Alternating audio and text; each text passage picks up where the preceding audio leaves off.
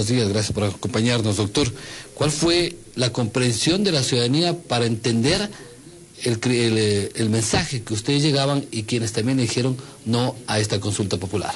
El movimiento Cambio, que lidero a nivel nacional, entendió que el Ecuador es un país plural y que el mensaje no puede ser el mismo y tampoco el énfasis de la campaña. Por ello, siendo un movimiento nacional, pusimos especial énfasis en el centro del país y particularmente en Ambato y en Tungurahua, donde el movimiento tiene mucha fuerza, cerca de 7.000 dirigentes barriales que están incorporados a nuestra cruzada.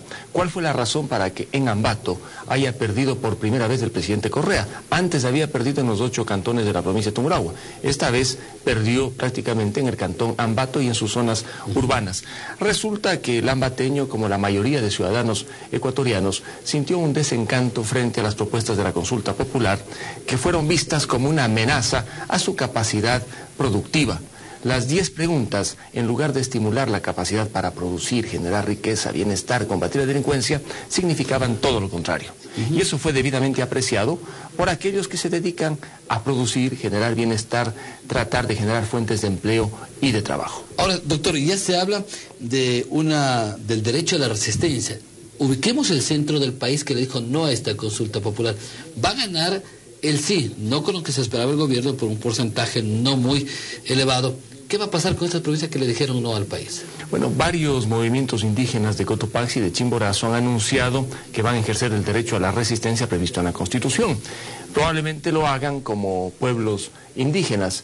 En la provincia de Tungurahua es más difícil hacer algo parecido porque el movimiento indígena no tiene el grado de penetración que tiene en otras provincias, y sobre todo por el hecho mismo de que la materialización de una resistencia de esa naturaleza es sumamente difícil. En todo caso, creo que deben articularse una serie de acciones de resistencia democrática, política, pacífica, por supuesto, en todo el país, para que esta ligera diferencia entre sí y el no a nivel nacional impida que desde el poder se quiera imponer la voluntad sin discusión alguna. En Tungurahua, en el centro del país y en general en 11 provincias, el no le venció al sí con cerca de las 2/3 partes de los votos. Y a nivel nacional, la votación está equiparada, con una ligera ventaja para el sí de 1, 2 puntos, 3 puntos, una centésima. En algunas hay empates técnicos. En algunas hay empate técnico. Frente a ello, el gobierno y por supuesto el presidente de la República debe apreciar la magnitud del no. No pueden decir, como en el resto del país, se ganó con una centésima, 1 punto o 2 puntos, en las 11 provincias donde fue derrotado el sí, con las 2/3 partes, imponer la voluntad sin acuerdos. ¿Qué va a generar eso? Una reacción democrática y política, que es lo que yo estoy proponiendo. De aquí en adelante debemos estructurar un verdadero frente de aquellos que hemos estado por el no, pero que fundamentalmente hemos venido combatiendo a este régimen desde el año 2006, porque también hay unos de última hora que se sienten pues dueños del triunfo del no, cuando el no no tiene dueños, el no es ciudadano de aquellos que creyeron que la consulta no resolvía su problema de la delincuencia ni de la falta de empleo y trabajo. Como usted dice, hoy es para cuando debemos organizarnos todos los que estamos dispersos. Esta dispersión de los partidos de oposición al régimen tal vez le dieron ese triunfo minoritario al oficialismo en el sí de esta consulta. Bueno, no hubo frente. El movimiento Cambio que lideró hizo lo que le correspondía por su lado, porque muchos de aquellos que estaban en el no, especialmente aquellos que fueron parte de este gobierno, se resintieron con el gobierno y ahora están haciendo oposición, creyeron que ellos debían hacer cuartel propio y así obraron. Mire, el no, especialmente en el centro del país y en todo el Ecuador, fue un castigo a la prepotencia, a la arrogancia que desde el poder hemos visto.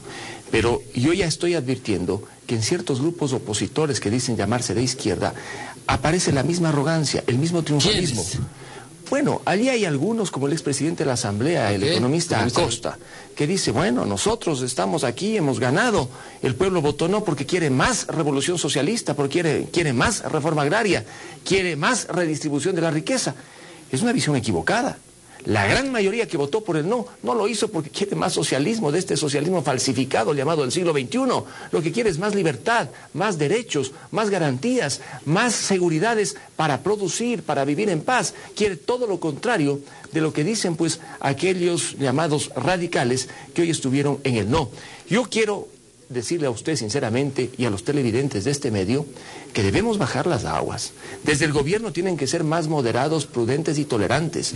Y en el lado de la oposición hay que olvidarse ya de tanto egoísmo y nadie puede adueñarse del no. El no es ciudadano de los hombres y mujeres del Ecuador que quieren un cambio, no para una revolución agraria, no para una revolución redistributiva, un cambio para producir y vivir en paz, en libertad. Los que votaron por el sí y por el no, ¿y qué pasa con ese 11% de que le dijeron nulos blancos o nulos también, pues? Claro, que no es un porcentaje muy alto, pero es significativo. Claro, es significativo. El voto nulo es muy significativo, es un rechazo a todo, pero sobre todo es un rechazo al sí, porque aquel que votó nulo jamás iba a votar sí, podía votar no.